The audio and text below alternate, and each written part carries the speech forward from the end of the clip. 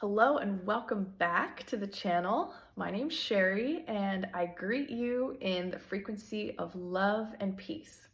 We're here studying the lessons of A Course in Miracles, and today is lesson number 275. God's healing voice protects all things today.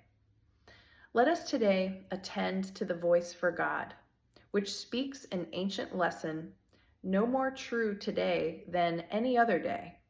Yet has this day been chosen as the time when we will seek and hear and learn and understand.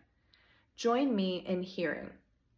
For the voice for God tells us of things we cannot understand alone, nor learn apart.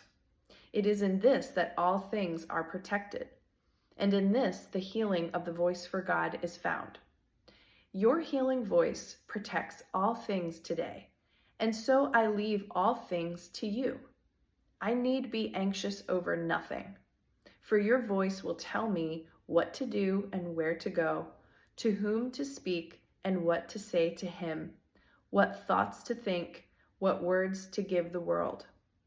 The safety that I bring is given me.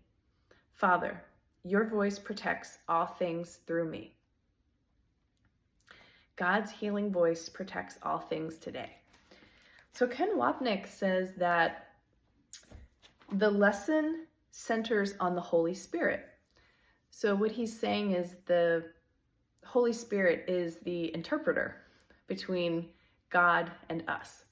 Since we speak in words and we feel sensations, we kind of live our lives in this third dimensional human being realm. And the Holy Spirit speaks our language and totally translates anything at the vibration and frequency of love into our space so that we can actually, listen and follow what the guidance is. So we totally understand what's coming through. But the thought that just came to me is, what if the Holy Spirit was speaking through you today? How would that sound? And when you have a thought, like before you actually let it come out of your mouth, if you have a thought that's maybe not at the frequency of love, see if you can put it through the Holy Spirit filter before you let it come out of your mouth. And if for some reason that damn thing comes out anyway, it's okay. Forgive yourself and try again. Keep coming back to, what would the Holy Spirit's voice speak if it were right here with me, just ready to answer this question or speak to this individual or relate with anyone or anything? What would the Holy Spirit say? And let that be the voice that comes through today. And if it doesn't work out, like I said, forgive yourself and keep trying. Get back on that horse. All right. So Ken Wapnick actually has a comment here on the sentence in the prayer for this lesson. The sentence, "For your voice will tell me what to do and where to go, to whom to speak and what to say to him, what thoughts to think, what words to give the world." So his commentary on this particular passage. Sentence 3, "For your voice will tell me, ... is addressed to us at the bottom of the ladder, where we believe we exist as bodies. We think we are told to do and say specific things by a specific voice, but when we joined with the Holy Spirit's non-specific love, our specifics-oriented mind that believes it is in a specific body translated non-specific love into specific guidance and instruction." Oi, listen to that a couple times. In passages like this, therefore, Jesus addresses us at the level of our experience. As we progress up the ladder, however, we come to better understand the passages in A Course in Miracles that teach that words were made to separate us from God. He does not understand them. God does not understand them. And specifics root us in the world's dreams instead of helping us awaken from them. Thus, Jesus speaks to us on the level of our bodily identification. Since we live in a constant state of fear, highly vulnerable to the potential threats posed by the world around us, we desperately need the protection Jesus holds out to us here.